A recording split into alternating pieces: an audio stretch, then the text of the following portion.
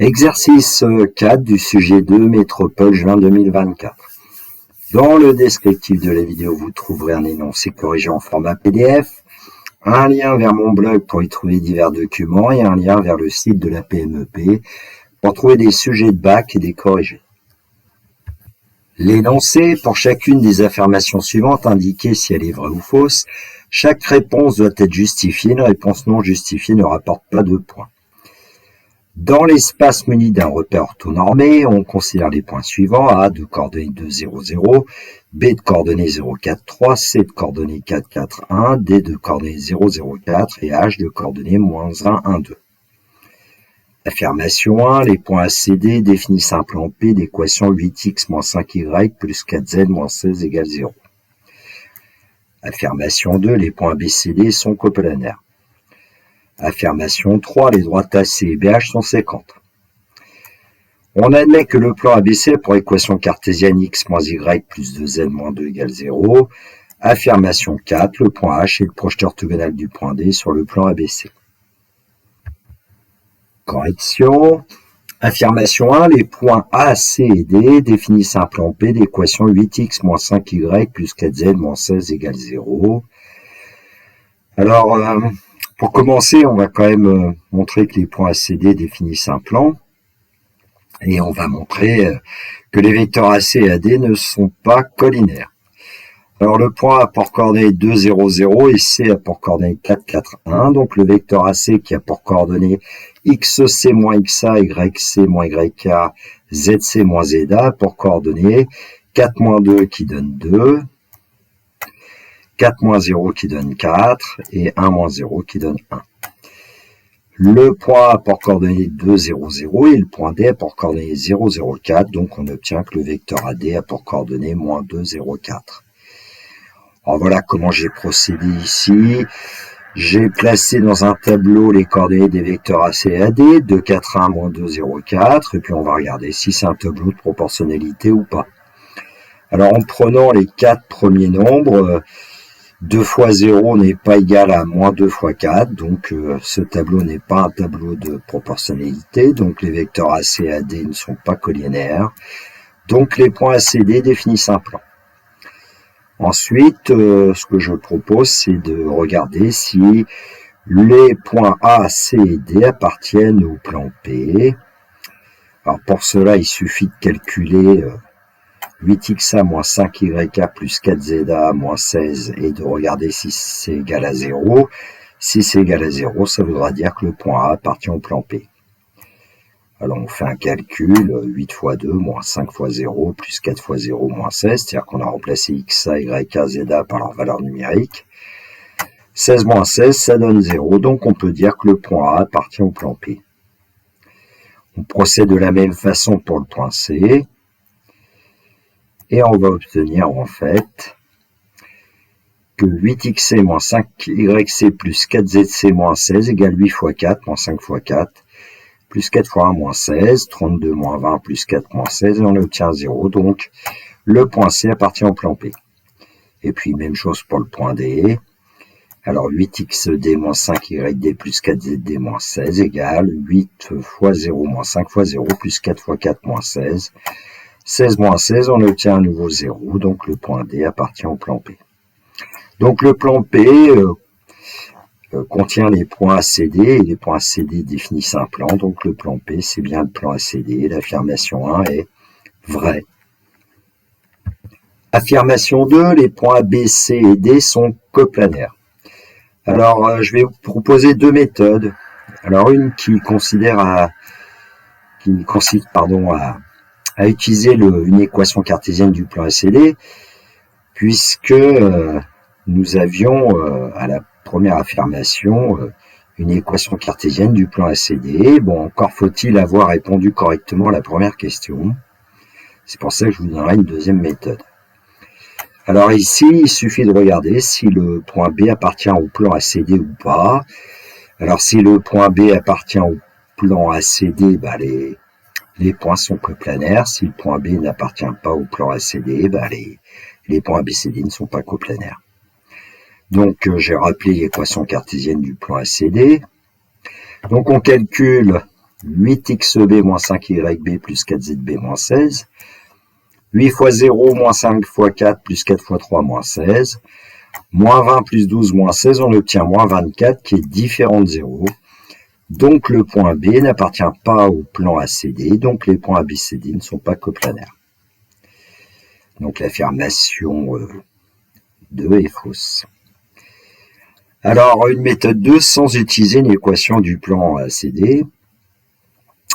Alors on va revenir à la définition quasiment de points coplanaires en se disant est-ce que les vecteurs AB, AC et AD sont-ils coplanaires, c'est-à-dire peut-on trouver des réalités S telles que le vecteur AB égale T vecteur AC plus S vecteur AD. Alors on connaît les coordonnées du vecteur AC AD d'après la première question, je ne les ai pas recalculées. Et si on s'intéresse donc au vecteur AB, il faut connaître ses coordonnées. A pour coordonnées 2, 0, 0, B 0, 4, 3. Donc le vecteur AB a pour coordonnées 0, moins 2 qui donne moins 2, 4, moins 0 qui donne 4, et puis 3, moins 0 qui donne 3. Alors, qu'est-ce que ça veut dire que T vecteur AC plus S vecteur AD égale vecteur AB? Eh bien, en utilisant les abscisses, on va obtenir 2t moins 2s égale moins 2. En utilisant les ordonnées, on obtient 4t plus 4 égale 4t égale 4, pardon. Et puis en utilisant les cotes, on obtient t plus 4s égale 3. Alors quand on regarde la deuxième équation, ben, on obtient tout de suite t égale 1. Et donc, j'ai remplacé dans la première équation t par 1, on obtient 2 moins 2s égale moins 2 et t égale 1. Et puis en remplaçant t par 1 dans la troisième équation, on obtient 1 plus 4s égale 3. Alors on résout la première équation et on trouve que s vaut 2. Moins 2s égale moins 4, s vaut 2. Bon, on a toujours t égale 1. Et puis pour la troisième équation, 1 plus 4s égale 3 donne 4s égale 2, donc s égale 2 quarts, 1 demi, soit 0,5 si on veut.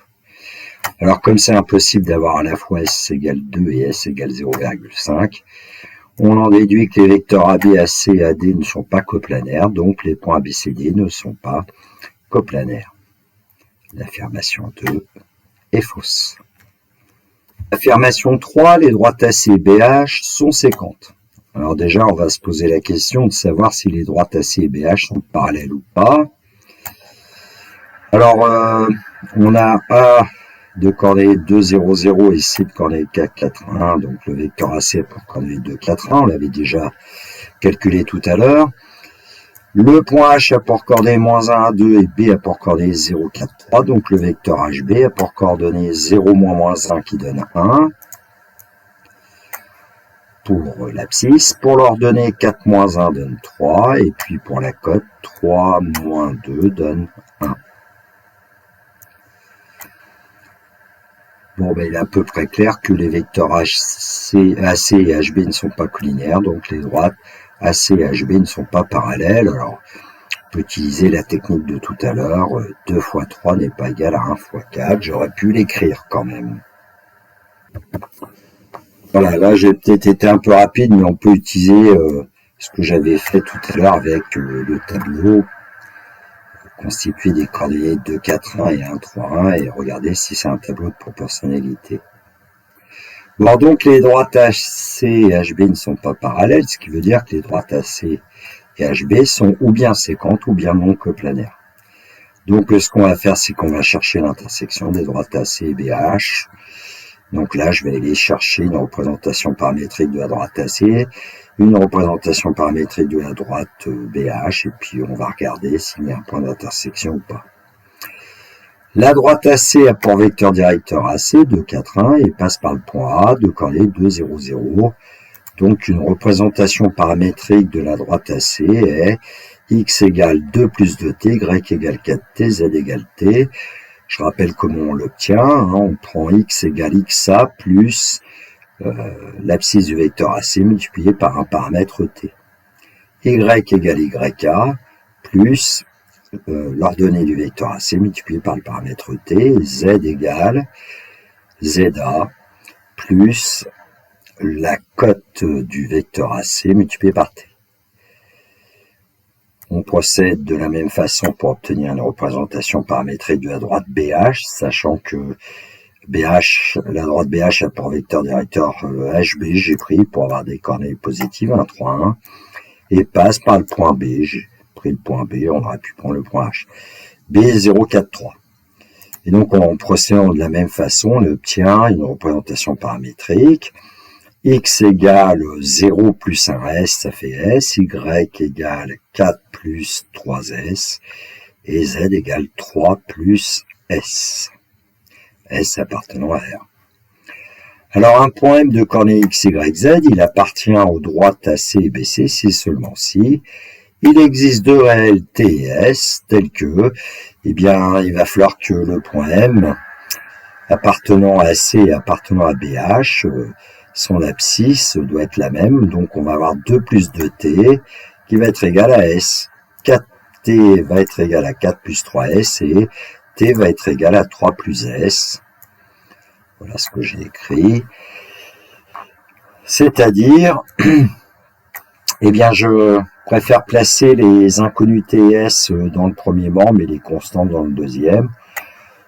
Peu importe, hein, chacun sa façon de faire. 2T moins S égale moins 2. Et 4T moins 3S égale 4. Et T moins S égale 3. Donc on obtient en fait un système de 3 équations avec 2 inconnus T et S. Alors je préfère donner des noms aux équations. La première, je vais appeler L1 de T moins S égale moins 2. La deuxième L2, 4T moins 3S égale 4. Et puis la troisième L3, T moins S égale 3. Alors, j'ai choisi de résoudre le système constitué des équations L1 et L3. On peut le faire autrement. Une fois qu'on aura trouvé les valeurs de T et S grâce à ce système, on regardera si, pour ces valeurs de T et de S, l'équation L2 est vérifiée ou pas. Alors, en procédant en faisant L1 moins L3, on trouve qu'on va pouvoir éliminer le nombre S et ainsi obtenir 2T moins T, c'est-à-dire T. Il n'y a plus de S égale moins 2 moins 3, c'est-à-dire moins 5. On obtient T égale moins 5. Alors, une fois qu'on a T égale moins 5, on peut remplacer dans une des équations et trouver S. Ou alors, en procédant un peu comme je viens de le faire, en éliminant le nombre T, eh bien, pour éliminer T, le quotient dans L1, c'est 2, dans le quotient dans L3, c'est 1, donc on peut faire L1 moins 2L3, et on va obtenir moins S, moins 2 fois moins S, c'est-à-dire moins S plus 2S, petit s, et puis dans le deuxième membre, moins 2 fois moins 3, ça fait moins 2, moins 6, donc S égale moins 8. Alors, pour T égale moins 5 et S égale 8, est-ce que l'équation L2 est vérifiée ou pas? Eh bien, on calcule 4T moins 3S et on obtient moins 20 plus 24, c'est-à-dire 4, c'était bien. L'équation L2, c'était bien 4T moins 3S égale 4, donc L2 est vérifiée. Auquel cas, les droites AC et BH sont séquentes. Si L2 n'avait pas été vérifié, ben dans ce cas-là, les droites AC et BH auraient été non coplanaires. Alors, en remplaçant la valeur de T dans la représentation paramétrique de AC, on peut trouver donc les coordonnées du point d'intersection, ça c'est un complément, ou alors on remplace dans la représentation paramétrique de la droite BH, S par moins 8, et on trouve le même point d'ailleurs. Hein. C'est le point 4, coordonnées moins 8, moins 20, moins 5. Donc l'affirmation 3 est vraie, les droites AC et BH sont séquentes. Affirmation 4, le point H est le projeteur orthogonal du point D sur le plan ABC, donc on considère que ABC est un plan. On admet que le plan ABC a pour équation cartésienne x moins y plus 2z moins 2 égale 0.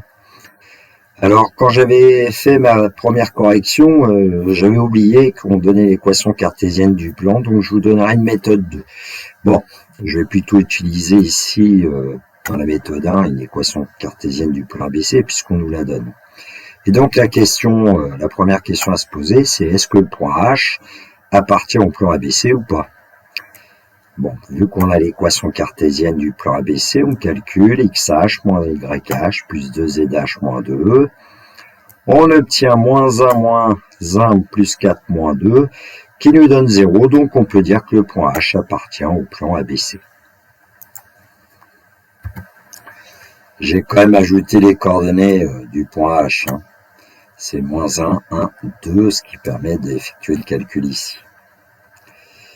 Et puis ensuite, on va regarder si le vecteur HD est un vecteur normal au plan ABC ou pas.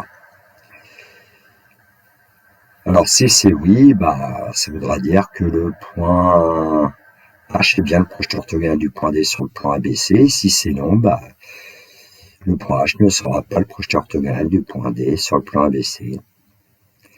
Bon, je rappelle à nouveau l'équation cartésienne du plan ABC, x moins y plus 2n moins 2 égale 0. Et donc, ça nous permet d'obtenir un vecteur normal au plan ABC. Il suffit de prendre les coefficients de x, c'est 1, coefficient de y, c'est moins 1, coefficient de z, c'est 2. Donc, 1, moins 1, 2 sont les coordonnées d'un vecteur normal au plan ABC. Alors, le point H de coordonnées moins 1, 1, 2 et le point D a pour coordonnées 0, 0, 4. Donc, on obtient les coordonnées du vecteur HD. 0 moins 1, ça donne 1. Le 0 moins 1, ça donne moins 1. Et puis, le 4 moins 2 va nous donner 2. Donc, on a les coordonnées du vecteur HD. 1, moins 1, 2. Alors, est-ce que ces vecteurs sont collinaires HD et N? Oui, puisque en plus, ils sont égaux. HD égale vecteur n. Donc HD est bien un vecteur normal au plan ABC. Conclusion, le point H est bien le projeté orthogonal du point D sur le plan ABC, puisque H appartient au plan ABC, et que le vecteur HD est un vecteur normal au plan ABC. Donc la droite HD est orthogonale à ABC. Alors la méthode sans utiliser une équation cartésienne du plan ABC, bon, le petit inconvénient, c'est que pour montrer que le point H appartient au plan ABC, j'utilise la question précédente. On avait montré que les droites AC et BH étaient séquentes. Et donc, ça veut dire que le point H appartient au plan ABC.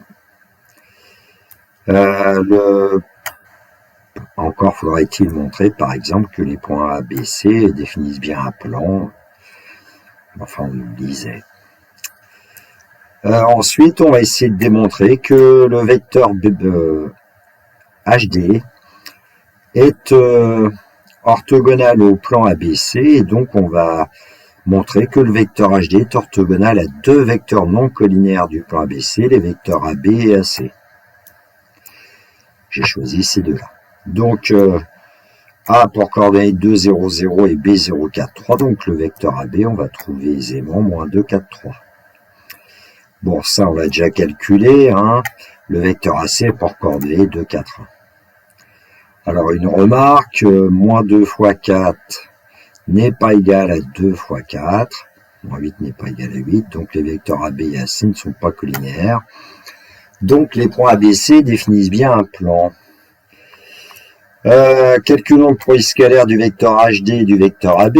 Produit des abscisses, 1 fois moins 2, plus produit des ordonnées, moins 1 fois 4, plus produit des cotes, 2 fois 3.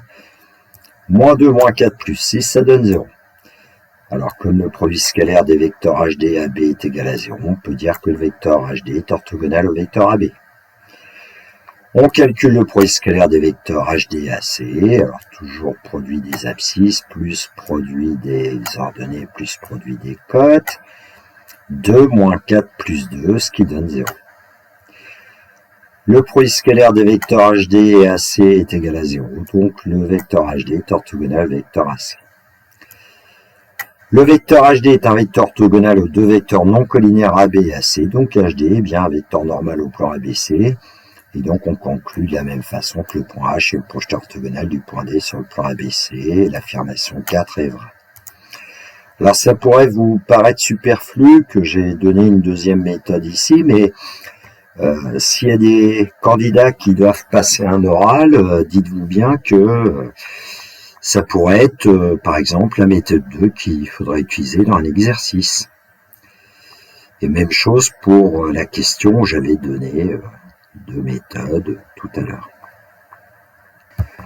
Voilà, la correction de l'exercice 4 est terminée pour moi. Je vous souhaite une belle journée. Prenez bien soin de vous. Que la force soit avec les élèves de terminale. Il me reste à vous dire le fameux et classique au revoir.